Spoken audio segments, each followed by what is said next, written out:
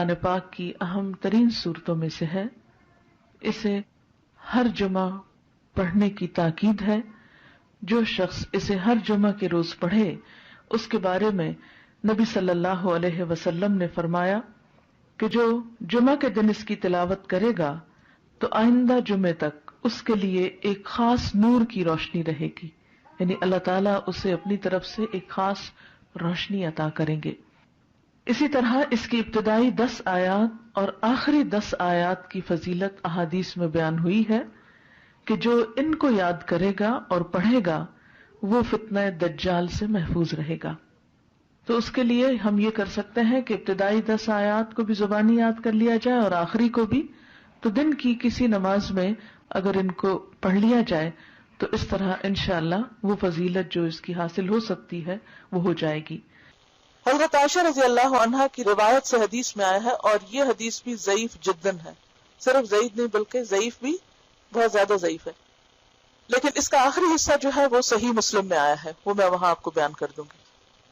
رسول اللہ صلی اللہ علیہ وسلم نے فرمایا، کیا میں تمہیں ایسی صورت نہ بتاؤں جس کی عظمت نے زمین و آسمان کو بھر دیا ہے، اور اس کے لکھنے والے کے لیے بھی اتنا ہی اجر ہے، اور جو اس کو جمعہ کے دن پڑھے تو اس جمعہ سے لے کر جمعہ تک یعنی اگلے جمعہ تک اور 3 دن کے زیادہ بھی گناہ بخش دیے جاتے ہیں. اور جو آدمی سوتے وقت اس کی آخری 5 آیتیں پڑھے تو وہ رات کے جس حصے میں بھی اٹھنا چاہے گا اللہ اسے اٹھائے گا. تو لوگوں نے کہا ہاں اللہ کے رسول صلی اللہ علیہ وسلم ضرور بتائیے، تو آپ نے فرمایا سورت کہا. بہرحال ایک اور حدیث میں، اب یہ جو حدیث ہے یہ صحیح مسلم کی ہے کہ جو اسے جمعہ کے دن یا جمعہ کی رات میں پڑھے گا، یعنی جمعہ کی رات وہی جو جمعہ سے پہلے آ جاتی، وہ فتنے سے محفوظ رہے گا. اور ایک اور بات سے پتہ چلتا ہے کہ فتنہ دجال سے محفوظ رہے گا. اور اس کی جو پہلی 10 آیتوں سے متعلق حدیث ہے وہ بھی صحیح ہے کہ جو شخص اس کی پہلی 10 آیتیں پڑھے گا، یاد کرے گا، وہ فتنہ دجال سے محفوظ رہے گا. اسی طرح اس کے پڑھنے سے گھر میں سکینت اور برکت نازل ہوتی ہے. ایک مرتبہ ایک صحابی نے سورہ کہف پڑھی، گھر میں ایک جانور بھی تھا، وہ بدکنا شروع ہو گیا.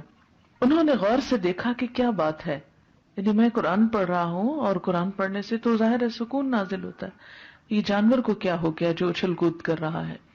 تو انہیں ایک بادل نظر آیا جس نے انہیں ڈھانپ رکھا تھا. صحابی نے اس واقعے کا ذکر حضور اکرم صلی اللہ علیہ وسلم سے کیا تو آپ صلی اللہ علیہ وسلم نے فرمایا، اسے پڑھا کرو، قرآن پڑھتے وقت سکینت نازل ہوتی ہے. ہمارے گھرانوں میں سکون کیوں نہیں رہا؟ اس میں بہت سی وجوہات میں سے ایک وجہ یہ بھی ہے کہ میوزک کی آوازیں تو دن رات بلند ہوتی ہیں لیکن قرآن کی تلاوت کی آواز کم ہی سنائی دیتی ہے. اس کے لیے میں یہ سجیسٹ کروں گی کہ ایک تو قرآن پاک کا کچھ نہ کچھ حصہ نماز فجر کے بعد بلند آواز سے تلاوت کیا کریں کہ آپ کے آس پاس کی چیزیں سنیں، آپ کے گھر کے افراد سنیں، در و دیوار سنیں، کیونکہ جہاں جہاں تک قرآن کی آواز جائے گی وہ سب چیزیں آپ کے حق میں گواہ بنے گی.